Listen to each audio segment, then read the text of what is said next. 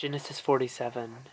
Joseph went and told Pharaoh, "My father and brothers, with their flocks and herds and everything they own, have come from the land of Canaan and are now in Goshen."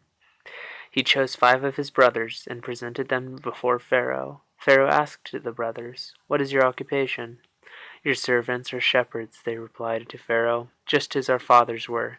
They also said to him, "We have come to live here a while, because the famine is severe in Canaan, and your servants' flocks have no pasture. So now please let your servants settle in Goshen." Pharaoh said to Joseph, "Your father and your brothers have come to you, and the land of Egypt is before you. Settle your father and your brothers in the best part of the land. Let them live in Goshen, and if you know of any among them with special ability, put them in charge of my own livestock." Then Joseph brought his father Jacob in and presented him before Pharaoh. After Jacob blessed Pharaoh, Pharaoh asked him, "How old are you?" And Jacob said to Pharaoh, "The years of my pilgrimage are 130. My years have been few and difficult, and they do not equal the years of the pilgrimage of my fathers." Then Jacob replied, Pharaoh, and then Jacob blessed Pharaoh and went out from his presence. So Joseph settled his father and his brothers in Egypt, and gave them property in the best parts of the land, the district of Ramses, as Pharaoh directed. Joseph also provided his father and his brothers and all his father's household with food according to the number of their children. There was no food, however, in the whole region because the famine was severe. Both Egypt and Canaan wasted away because of the famine. Joseph collected all the money that was to be found in Egypt and Canaan in payment for the grain they were buying, and he brought it to Pharaoh's palace. When the money of all the people of Egypt and Canaan was gone, all Egypt came to Joseph and said, "Give us food. Why should we die before your eyes? Our money is used up." "Then bring your livestock," said Joseph. "I will sell you food in exchange for your livestock, since your money is gone." So they brought their livestock to Joseph, and he gave them food in exchange for their horses, their sheep and goats, their cattle and donkeys, and he brought them through that year with food in exchange for all their livestock. When that year was over, they came to him in the following year and said, "We cannot hide from our Lord the fact that since our money is gone and our livestock belongs to you, there's nothing left for our Lord except our bodies and our land. Why should we perish before your eyes?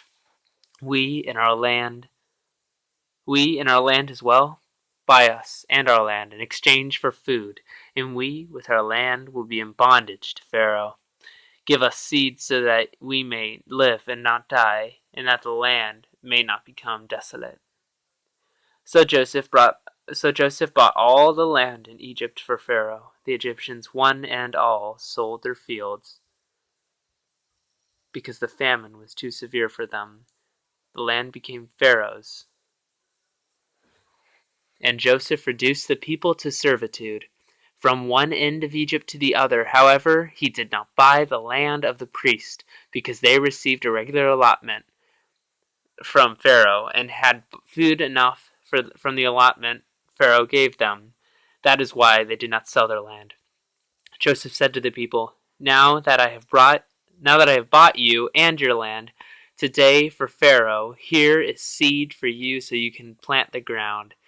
But when the crop comes in, give 1/5 of it to Pharaoh. The other 4/5 you may keep as seed for the fields and as food for yourselves and your households and your children. You have saved our lives," they said. "May we find favor in the eyes of our Lord.